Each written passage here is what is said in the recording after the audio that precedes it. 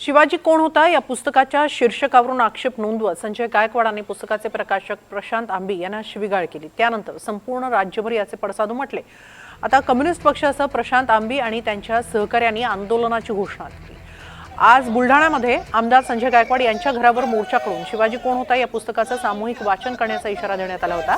या आंदोलनासाठी प्रशांत आंबी, त्यांचे कुटुंबीय आणि त्यांचे सहकारी हे बुलढाण्यात येत असताना चिखली पोलिसांनी त्यांना एका हॉटेलमध्ये स्थानबद्ध केलं।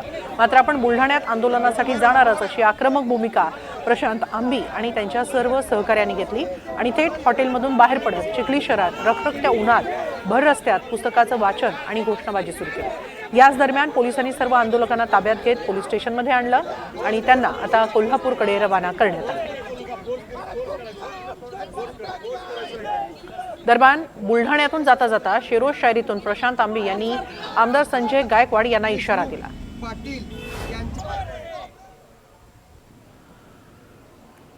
आज आम्ही खरं तर बुलढाणा जिल्ह्यामध्ये जिल्हाधिकारी कार्यालयापासून मोर्चाला सुरुवात होणार होती आणि आमदार संजय गायकवाड यांच्या घरावर मोर्चा आम्ही काढणार होतो आणि त्यांच्या दारात आम्ही कॉम्रेड गोविंद पानसरे यांचं शिवाजी कोण होता पुस्तकाचं वाचन करणार होतो।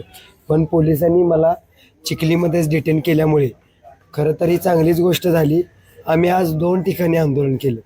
तिथलं आंदोलनसुद्धा यशस्वी झालं आणि इथलं आंदोलनसुद्धा यशस्वी केलेलं आहे। फक्त पोलिसांनी अशा पद्धतीने जी दडपशाही केलेली आहे त्या दडपशाहीचा मी परत एकदा निषेध करतो। दरम्यान आमदार गायकवाडांनी शिवीगाळ केल्याप्रकरणी बुलढाण्यामध्ये मोर्चा काढण्यात आला। त्यात कम्युनिस्ट पक्षाचे कार्यकर्ते सुद्धा सहभागी झाले होते। त्या कम्युनिस्ट पक्षाच्या कार्यकर्त्यांची पोलिसांनी धरपकड केली।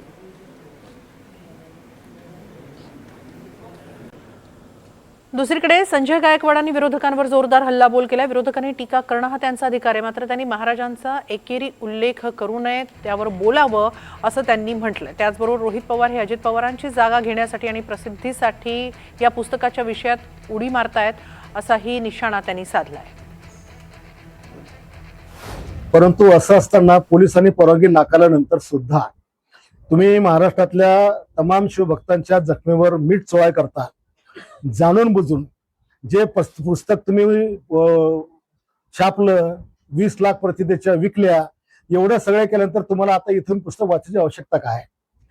आणि म्हणून आम्ही त्या ठिकाणी पुस्तक वाचायला जर ते येतील तर आम्ही पुस्तक वाचायला म्हणजे ऐकायला आम्ही जाणार।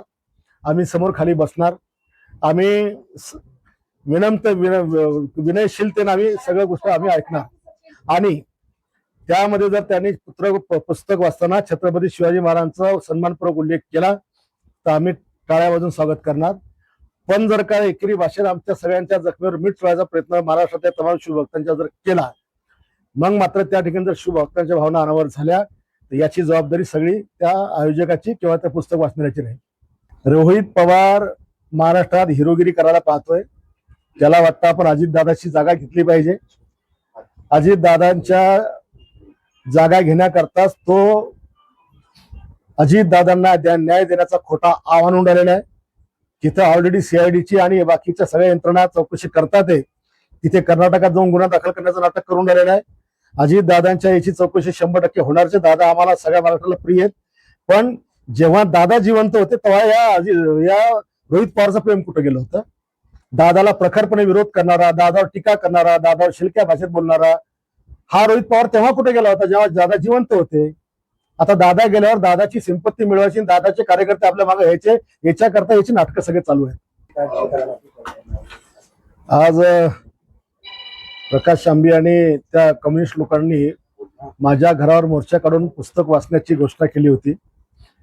मी तर आधी पण सांगितलं की छत्रपती शिवाजी महाराजांचा सन्मानपूर्वक उल्लेख जर करत असतील तर माझ्या घरात पण पुस्तक वाचण्याला मला काय अडचण नाही। दरम्यान मुख्यमंत्री फडणवीसांनी गायकवाडांवर काय प्रतिक्रिया दिली आहे ते पाहूया। आता हे जे पुस्तक लिहिलं गेलं आहे 1979 ला लिहिलं गेलेलं आहे, त्याच्यावर आज वाद उकरून काढायचा आणि दोन्ही बाजूंनी एकमेकावर भिडायचं, मला असं वाटतं की शुद्ध असामाजिक अशा पद्धतीचं, असंवेदनशील अशा पद्धतीचं हे कृत्य आहे। मला असं वाटतं आक्षेप घेणाऱ्याने पुस्तक वाचलाय की नाही मला माहिती नाही, आंदोलन करणारे तिकडनं जे आलेले आहेत ते आपण कशाकरता करतो हे त्यांना माहिती आहे की नाही मला माहिती नाही. केवळ कुठला तरी मुद्दा पकडायचा आणि त्याच्यावर विवाद उभा करायचा आणि चर्चेत राहायचं हा प्रयत्न योग्य नाही.